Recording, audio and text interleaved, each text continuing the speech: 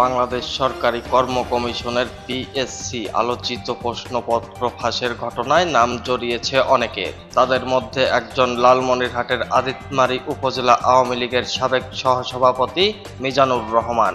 তার বিরুদ্ধে প্রশ্নপত্র ফাঁস কাণ্ডে জড়িত থাকার অভিযোগ ওঠায় দল থেকে বহিষ্কার করা হয়েছে তাকে। শনিবার 13 জুলাই 2024 দুপুরে উপজেলা আওয়ামী লীগের জরুরি সভায় বহিষ্কারের এ সিদ্ধান্ত হয়।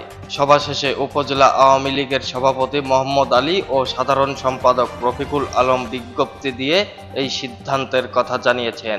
এতে বলা হয়, সংগঠন বিরোধী, শৃঙ্খলা পরিপন্থী, অপরাধমূলক ও সংগঠনের মর্যাদা ক্ষুণ্ণ হয় এমন কার্যকলাপে জড়িত থাকার অভিযোগে মিজানুর রহমানকে উপজেলা আওয়ামী লীগের সহসভাপতি পদ থেকে বহিষ্কার করা হলো।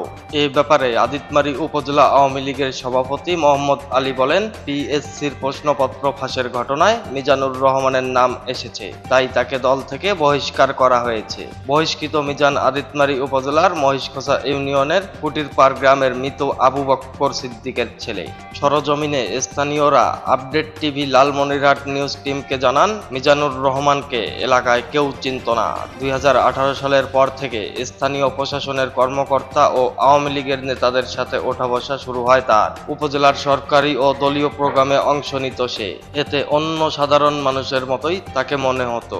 উপজেলা আওয়ামী লীগের সাধারণ সম্পাদক রফিকুল আলমের সঙ্গে বিভিন্ন অনুষ্ঠানে ও ভোটের প্রচারণায় যোগ দেয়। এরপর 2 বছর আগে সম্মেলনের পরে সহসভাপতির পদ বাগিয়ে নেয়। আদিতমারী উপজেলা আওয়ামী লীগের সাধারণ সম্পাদক বলেন, সংগঠন বিরোধী কাজের জন্য মিজানুর রহমানকে বহিষ্কার করা হয়েছে। Anisul Rahman Rajib, update TV, Lalmonirhat.